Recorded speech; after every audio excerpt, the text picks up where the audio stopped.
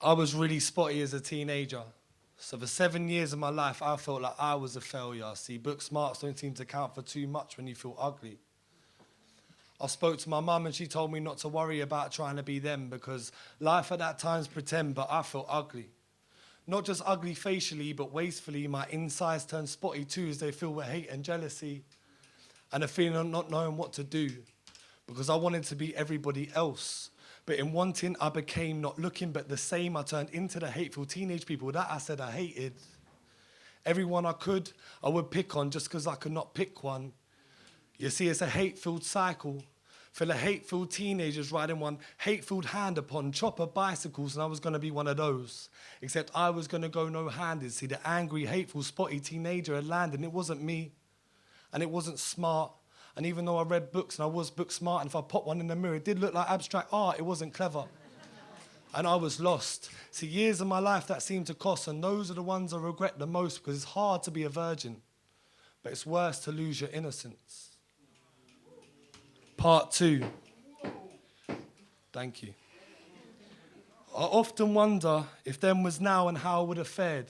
In a playground where it isn't just insults, it's actually cyber warfare. Would I turn to my mum and would she told me not to worry about trying to be them and that life at that time's pretend? Or would I have to turn around to my mum and say, unfortunately, it's not just 9 to 3 and that Facebook doesn't stop at weekends?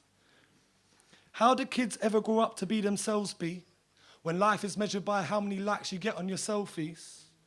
When I grew up, there was Google search safe filters. Kids now grow up to Clarendon, Valencia, Instagram face filters and hate filters through comments behind the keyboard warrior fingers. See, it's still a hate-filled cycle. Full of hate-filled teenagers. They just write one hate-filled comment pictures on the decided rivals, and I could have been one of those who knows, but kids do anything to fit in, so I could have been the biggest troll. When I grew up, trolls were green-haired and placed on the top of our pencils and lived under bridges. Trolls nowadays are grey-floated head Twitter default pictures that make them kids throw themselves off bridges. When I was young, I could go home, shut the door, black out the world, and that was great.